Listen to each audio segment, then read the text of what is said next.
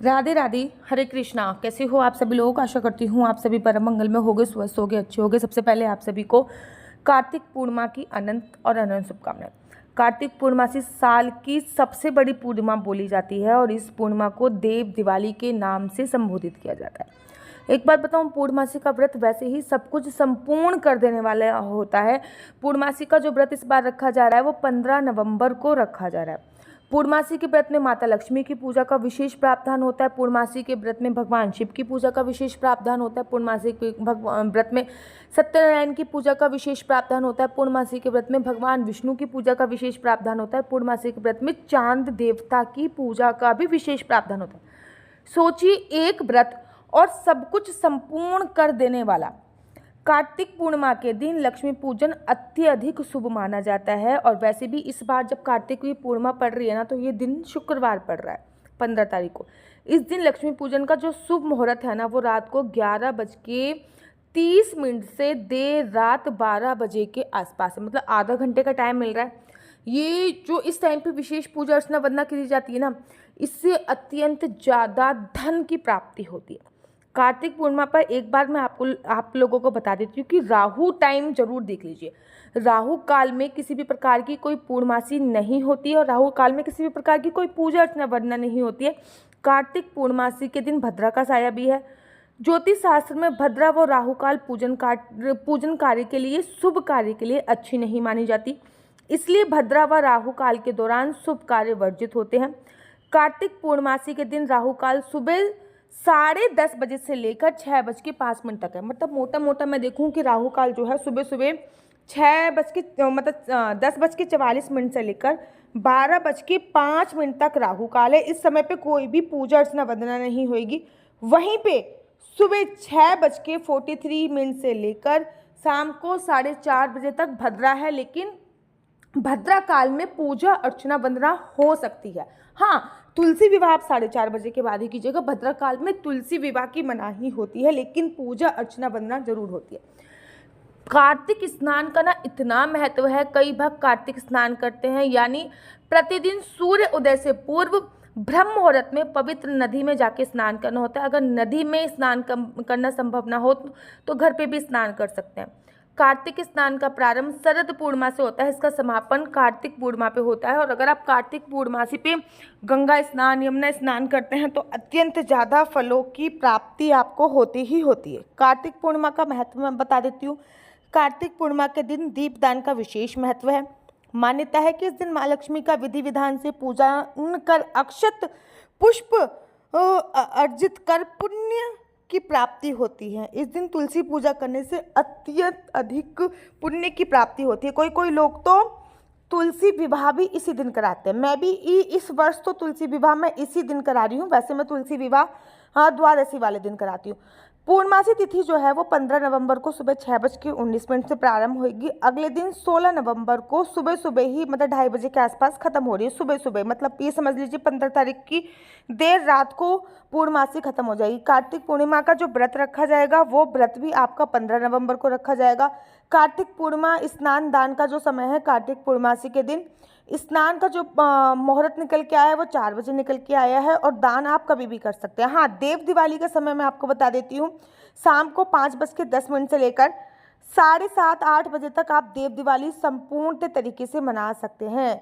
बहुत अच्छा रहता है इस टाइम पे देव दिवाली बनाना। बहुत ज़्यादा सर्वोत्तम फलों की प्राप्ति होती ही होती है। कार्तिक पूर्णिमासी के दिन दीपदान का विशेष महत्व होता है। माता लक्ष्मी की विधि विधान से पूजा कर आप दीपदान अवश्य कीजिए। कार्तिक पूर्णिमासी पे कम से कम 15 दीपक, ज़्यादा से ज़्यादा आप कितने भी दीपक प्रज्वलित कर सकते हैं, लेकिन कम से कम 15 दीपक तो प्रज्वलित कीजिए। कार्तिक पूर्णिमा के दिन माँ लक्ष्मी को प्रसन्न करने के लिए चंद्रमा को अर्घ्य देना चाहिए। धन की देवी माँ लक्ष्मी की कृपा पाने के लिए पीपल के पेड़ की पूजा करनी चाहिए। कार्तिक पूर्णिमासी के दिन मुख्य द्वार पर दीपक जलाना चाहिए। इस दिन पवित्र नदी में स्नान करके और दीपक जलाने से आप लोगों के घर की आर्थिक स्थिति सुधरती है। सुबह सुबह ब्रह्म मुहूर्त में 5 बजे से लेकर 6 बजे तक पूजा कीजिए, बहुत अच्छा है। अभिजीत मुहूर्त 11 बजे से लेकर 12:30 बजे तक भी पूजा कर सकते हैं, वो भी अच्छा है।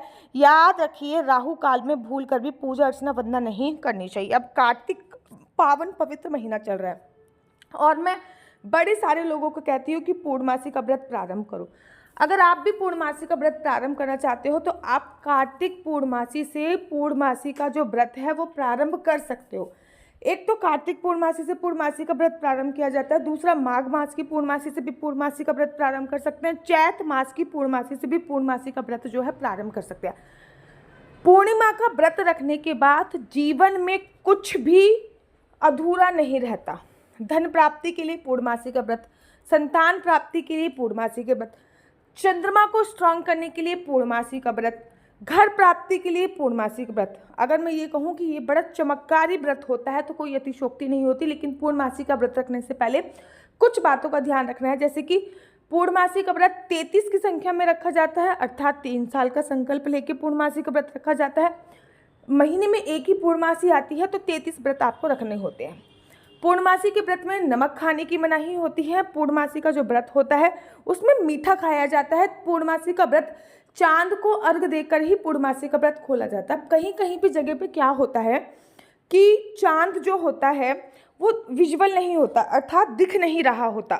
आप मानसिक चांद को धारण करके पूजा अर्चना वंदना कर सकते हैं। याद रखिए, पूर्णमासी के व्रत में हमेशा खीर बनानी चाहिए। लोग केवल शरद पूर्णिमा वाले दिन खीर बना के बात खत्म कर देते हैं, ऐसा नहीं होता। हर पूर्णमासी पे खीर बनाने का विशेष और विशेष महत्व होता है और हर पूर्णमासी पे खीर खाई भी जाती है।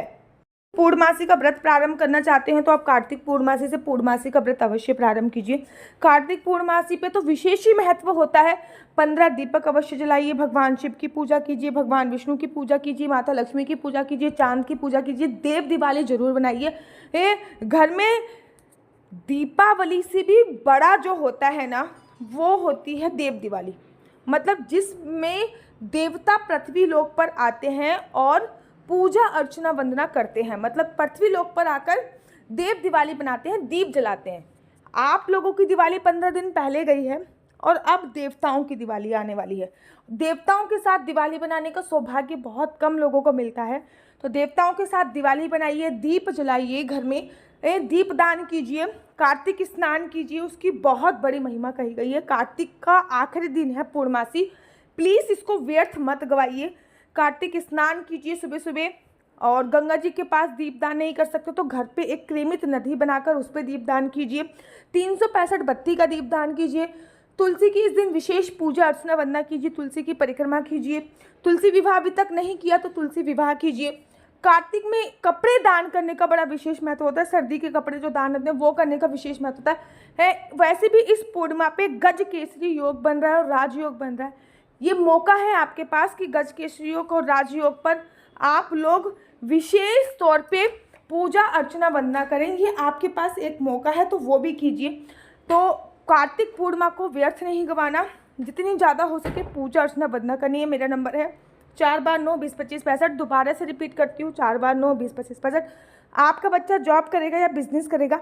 बिजनेस करेगा तो किस फील्ड में बिजनेस करेगा? जॉब करेगा तो किस फील्ड में जॉब करेगा? ये सभी जानकारी आप मेरे से कुंडली के माध्यम से प्राप्त कर सकते हैं। याद रखिए, इस नंबर पे किसी भी प्रकार से कोई क्वेश्चन आंसर पूछने के लिए फ़ोन मत कीजिए।